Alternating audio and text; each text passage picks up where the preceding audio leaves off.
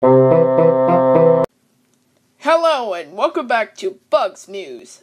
I am Bugs and this is Queen Bee! Oh, I'm so excited! Wait, we're just watching the bee video.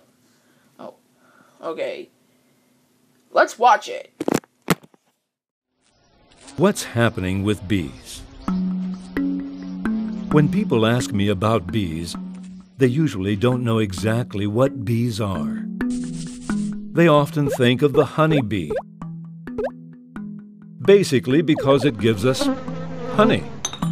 The honeybee is only one of the many bee species, and it is quite special because it is managed by beekeepers. But there are many more wild bees.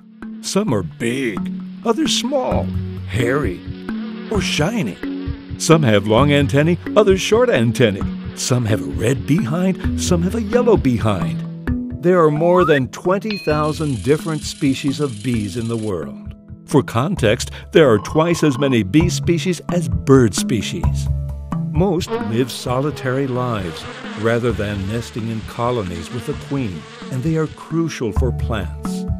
For example, some bee species are awesome at pollinating tomatoes, while others are good with rosemary, pears, or blackberries. Altogether, they allow plants to reproduce, including most of the crops that feed us.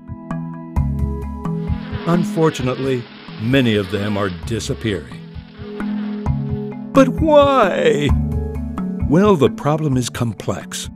The main cause is that we are destroying the places where they live. We have turned woods and grasslands into crop fields and cities where many wild species cannot survive.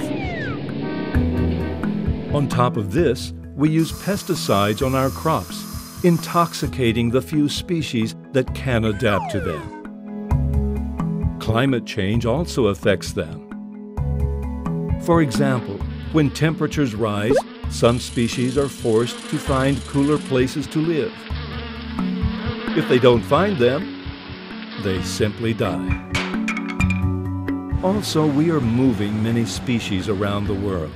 Some of them bring new diseases, with devastating effects for native bees.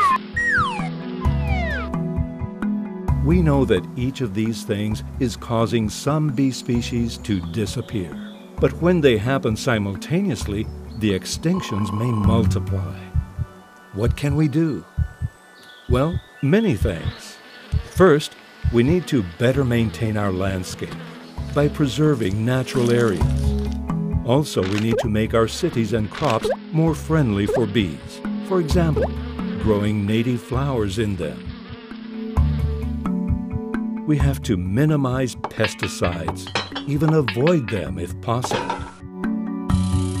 We need to slow down global warming by reducing CO2 emissions, and that's not only for bees. Also, we have to be more careful to avoid moving animals indiscriminately around the world. Stopping bee decline is in our hands. In yours, too.